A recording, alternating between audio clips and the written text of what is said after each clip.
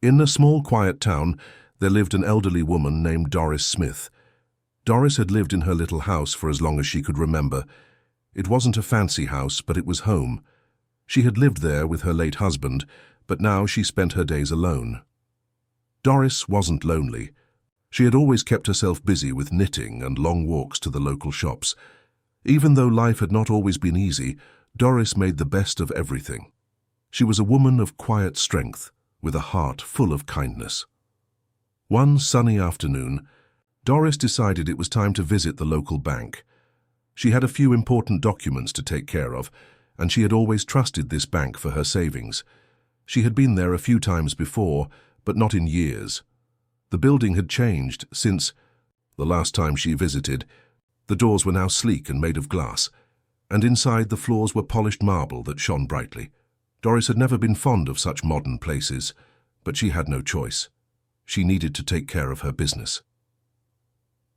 As she stepped through the front door, she noticed how cold and uninviting the place felt. The large open space was quiet, with only a few customers scattered around. She took a deep breath and walked toward the counter. Behind the counter stood a young woman who looked no older than 25. Doris smiled at her, hoping for some kindness, but the young woman barely looked up. "Can I help you, ma'am?" the young woman asked, her voice flat and emotionless. Doris didn't mind the cold tone. She simply smiled warmly, trying to make the best of the situation. "I need to speak with someone about my savings account," she said softly, her voice steady. The young woman barely nodded and motioned for Doris to wait. Doris did as she was told and sat on one of the chairs nearby. As she waited, she couldn't help but feel out of place. The sleek, modern atmosphere felt so different from the little shops she was used to visiting. She looked around at the other people in the bank, wondering if anyone would notice her, or if they even cared. Minutes passed, and Doris began to notice whispers among the staff. They were talking to each other, but Doris could catch some of their words. "She looks lost," one of them said. "She doesn't belong here." Doris looked down at her hands, feeling the sting of those words, even though they were not directed at her. She tried to ignore the whispers, but they were hard to block out. She had been treated like this before, ignored, overlooked, and even dismissed. But Doris had learned to keep her dignity. She had always been strong, and she would not let them see how much their comments hurt. After a few more minutes, the young woman returned, this time accompanied by a man in a suit. The man was tall and well-dressed, his expression serious. He glanced at Doris with a stern look, as if she were an inconvenience. "Is there a problem?" Doris asked, her voice soft but firm. She was trying to remain calm. The man didn't answer her right away. Instead, he looked her up and down, clearly unsure of how to handle the situation. Doris felt her heart drop as he finally spoke. "Please, ma'am, we need you to leave," the man said. His tone was cold and matter-of-fact. Doris's face flushed, with embarrassment, but she didn't argue. She had been humiliated before, and she knew it wouldn't do any good to fight back. She stood slowly, her knees a little stiff from age, but she held her head high. The security guard, a large man who stood by the door, walked over to her and gently placed a hand on her arm. "It's best if you leave now," he said, guiding her toward the door. Doris didn't resist. She had been treated poorly enough times in her life to know when it wasn't worth it. She walked out of the bank, her heart heavy, but her head still held high. She didn't want to let them see how deeply their treatment of her had hurt. As she stepped outside, the cool breeze hit her face, but it didn't help to cool the warmth of the tears that were threatening to spill from her eyes. She took a deep breath and forced herself to stay composed. She had walked out of that bank, but she had not let them break her. She refused to let them make her feel small. The street was quiet outside, and Doris took her time walking back home. She thought about how things had changed over the years. The world had become more fast-paced, more cold. She longed for the days when people would greet each other with kindness and warmth. She missed the days when things felt simpler, when you could trust a stranger with a smile. But Doris knew better than to expect the world to be kind all the time. She had learned to keep going no matter what life threw her way. And so, as she walked home, she held on to that strength, the strength that had gotten her through so much. She knew she would be okay. even if the world around her didn't always treat her well. She had her dignity, and that was something no one could take from her. As Doris reached her little house, she paused for a moment at the front door. She looked up at the sky, the sun slowly beginning to set. She didn't let the bank's coldness define her. She was more than the way they had treated her. She was Doris Smith, and she had survived far worse in her lifetime. With that thought, she opened the door and stepped inside, ready to face another day and whatever it might bring. The end. Ben Walker sat at his desk in the corner of the bank, his eyes barely glancing at the screen in front of him. He had only been working as an intern for a few weeks, and everything still felt new to him. The buzz of phones ringing, the murmur of conversations, and the clicking of keyboards had become a familiar backdrop. But today was different. Today, something caught his attention that made him stop and think. Ben had been watching quietly from his desk when Doris Smith, the elderly woman he had seen come into the bank, was escorted out by security. He had noticed her when she first arrived.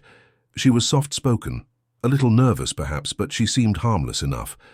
She had walked in with a purposeful grace, holding an envelope tightly in her hands, as if it held something important.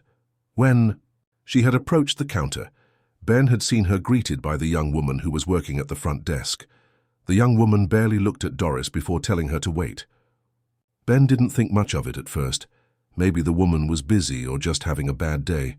But then he saw the manager walk over and speak to the security guard. He watched as Doris was asked to leave, escorted out of the bank like she didn't matter at all. Ben felt a deep discomfort in his chest. He couldn't explain it, but something felt wrong. It wasn't just that Doris was an older woman, it was the way she had been treated. She hadn't caused any trouble. She had simply come in to ask for help. But instead of being treated with kindness, she had been dismissed, ignored, and ultimately kicked out. Ben's gut twisted in protest, but he didn't know what to do. He was just an intern, after all. He wasn't in charge. He couldn't speak up, could he? As the scene unfolded, Ben tried to stay focused on his work, but his thoughts kept drifting back to Doris. How could anyone treat someone like that? She was a human being, just like the rest of them. Why was it so easy for people to overlook her simply because she was old? Or because she didn't look like someone who belonged in a fancy bank? It didn't make sense. Doris had left the building, her shoulders slumped, but Ben noticed that she didn't break down, she didn't cry or yell. She simply walked out, her head held high, as if she had seen too much of the world's unfairness to be surprised anymore. Ben felt a mix of anger and sadness. He admired her strength, but he also felt deeply ashamed of the way she had been treated. That evening, when he returned to his small apartment, he couldn't stop thinking about Doris. He had replayed the scene in his mind over and over again. How could the staff have treated her that way? How could anyone be so cold? He knew that no matter how hard he tried, he wouldn't be able to shake the image of Doris's face, the way she had looked as she left the bank, humiliated and alone. Ben sat at his kitchen table, his laptop open in front of him. He tried to focus on his work, but his thoughts kept returning to Doris. It wasn't just what had happened to her. It was the fact that no one had stood up for her. The staff had all ignored her, and even worse, they had treated her with disdain. He couldn't let this go. He had to do something. Finally, after sitting for what felt like hours, Ben made up his mind. He opened his email and typed a message to the bank's corporate office. His hands trembled slightly as he wrote, but his heart felt sure. He couldn't let Doris's treatment go unnoticed. He had to speak up, even if it was just through a few words. "I am writing to express my concern about an incident that took place earlier today at your branch," Ben wrote, his fingers flying over the keys. "An elderly woman named Doris Smith was treated unfairly and with disrespect. I watched as she was escorted out of the bank, simply because she asked for help with her account. I don't think this is how we should treat anyone, no matter their age, appearance, or situation. Everyone deserves to be treated with dignity and respect, and it is clear to me that this was not the case today." He paused for a moment after typing the words. He had said what he needed to say, but it didn't feel like enough. He could have said more, but he didn't want to be too harsh. He simply wanted to make the point that what had happened was wrong. The email wasn't a complaint as much as it was a call for change. He wanted the people in charge to see the truth. He wanted them to understand that how people are treated matters. Ben took a deep breath and hit send. The email was out there. Now. He didn't know what would happen, but he hoped it would make a difference. Maybe it wouldn't change things overnight, but if enough people spoke up, maybe they could make the world a little kinder. He closed his laptop and sat back in his chair, his heart still heavy but a little lighter, knowing he had done something. He didn't expect a reply right away, but he felt a sense of peace. It wasn't about getting recognized or rewarded. It was about doing what was right. The next morning, when he walked into the bank, he still thought about Doris.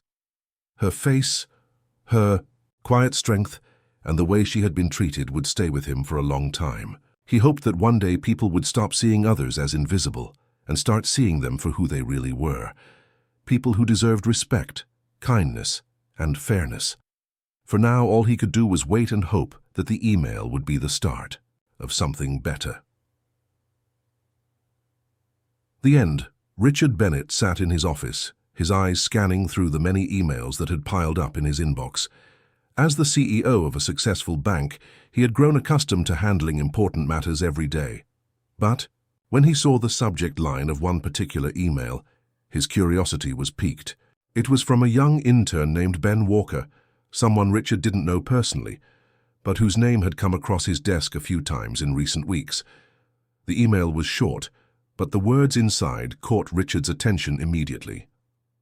Ben described an incident that had occurred at one of the bank's branches. A woman, an elderly lady named Doris Smith, had been treated unfairly by the staff. She had been humiliated and escorted out simply for asking for help.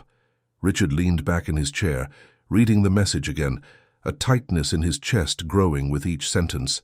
There was something in the email that troubled him more than the unfair treatment itself. The name Doris Smith struck him in a way he couldn't explain. It wasn't just a coincidence. Richard sat still for a long moment.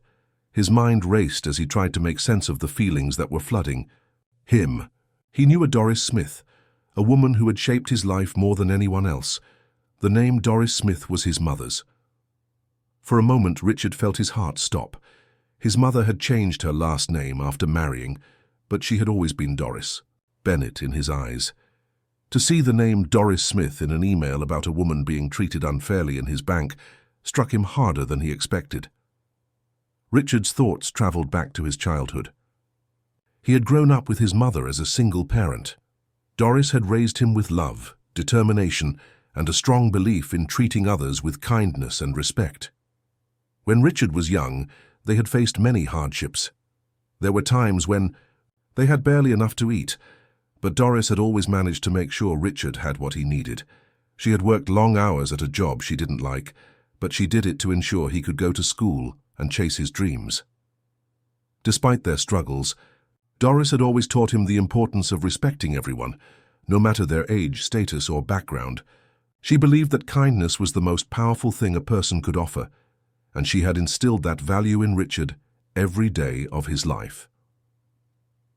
As he grew older, Richard had taken those lessons to heart. He worked hard to build a career, and after years of sacrifice, he had risen to become the CEO of a bank. He had done it all on his own, determined to make his mother proud. But no matter how far he had come in life, Richard never forgot the lessons his mother had taught him. Now, reading the email about Doris, he couldn't believe what he was seeing. Doris, the woman who had always taught him to stand up for others, had been treated with the utmost disrespect in one of his own branches. His staff, his own employees, had treated her like she was nothing. The thought of it made Richard feel sick to his stomach. How could anyone, especially people he had trusted, to run the bank's day-to-day operations, have treated his mother like that? The injustice of it burned in his chest. The people in the bank had failed her. They had failed him. Richard was not a man who liked to sit idly by when something was wrong. He had built the bank from the ground up, but it was never just about the money for him. It was about making a difference. It was about creating an environment where people felt respected and valued.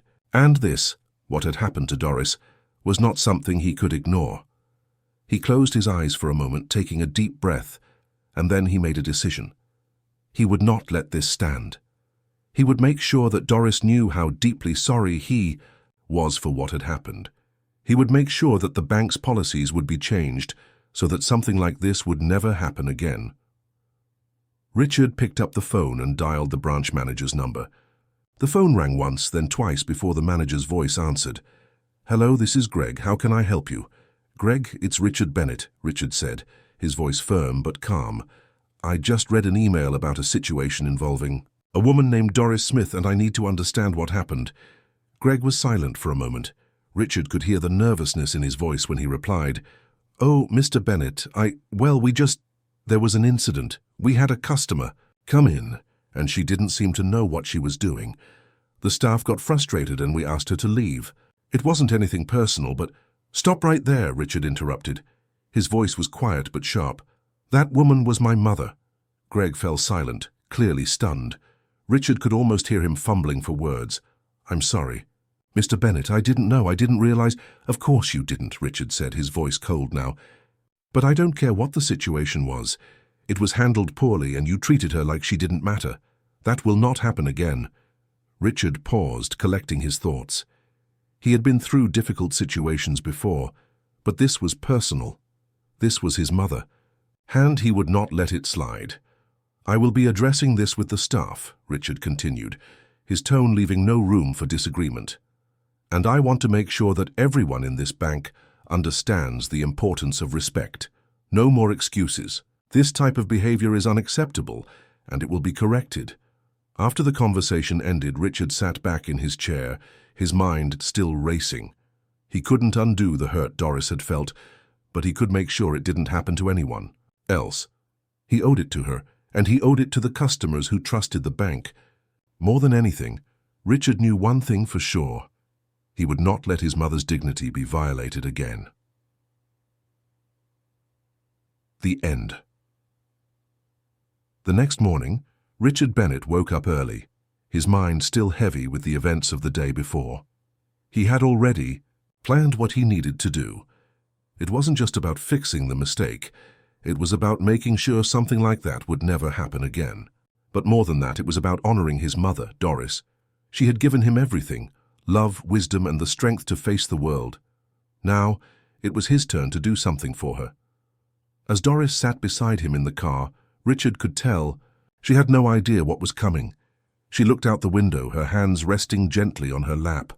Doris, in her late 70s, had lived a long life, and though her body had slowed, her mind was still sharp. She had a calm expression, one that only a lifetime of experience could give. But there was also something about her, a quiet strength that never left her, no matter how much the world around her changed. Richard glanced over at her. "You ready for this, Mum?" he asked softly. Doris turned to him with a small smile. "I don't know what you've got planned, but I'm sure it'll be just fine." Richard smiled, but the weight of what he was about to do still pressed on him.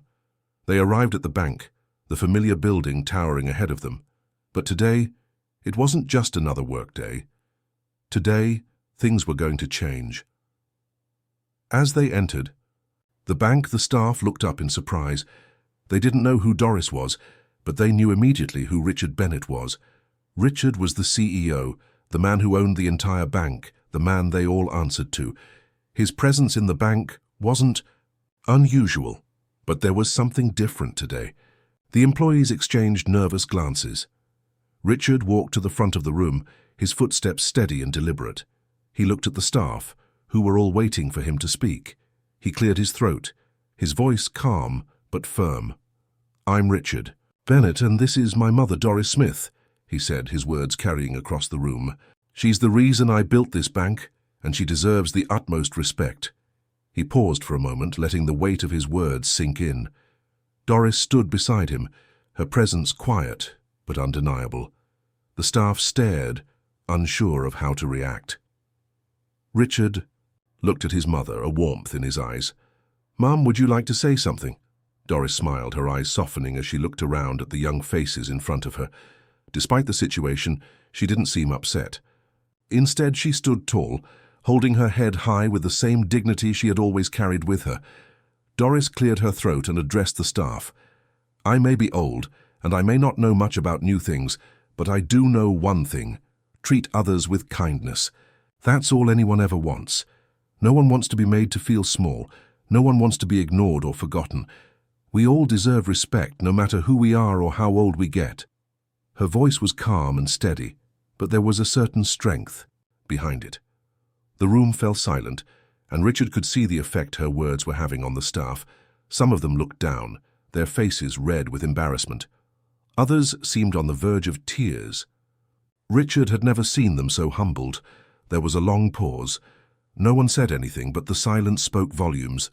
Doris had a way of making people listen, even without raising her voice. It was the same way she had raised Richard all those years ago, with quiet strength and an unshakable belief in doing what was right. Finally, one of the younger employees, a woman in her mid-20s, stepped forward. She was clearly uncomfortable, but her voice was filled with sincerity. "I'm so sorry," she said, her eyes misty. "I didn't realize who you were. I didn't mean to treat you that way. It was wrong. We should have treated you with respect from the beginning." The others nodded in agreement, some of them glancing at Doris with a new understanding in their eyes. They had never realized the depth of what had happened. They had never realized that Doris was more than just an elderly woman. They had failed to see the person she was, the person who had raised a man who was now their boss. Richard could see the shift in the room. There was no longer any defensiveness or excuses. The employees weren't angry. They were ashamed. Richard knew that they weren't bad people, just people who had failed to live up to the values the bank was built on. But they had learned something. Today, something they would never forget. Doris smiled at them, a small but knowing smile. "It's all right, dear. We all make mistakes," she said gently. "But the important thing is that we learn from them and try to do better." Richard looked at his mother, his heart swelling with pride. She had always been the teacher, even now. She had taught him everything he knew about kindness, and now she was teaching these young people the same lesson. As the room remained quiet, Richard took a step forward and addressed the staff once more. "What happened here will not happen again. We will make sure of that. We will take a long, hard look at our training and policies to ensure that every customer, no matter who they are, is treated with respect, because that's what we stand for." The staff nodded, some wiping away tears. Richard felt a sense of relief. He had done what he needed to do, not just for his mother, but for the bank as well.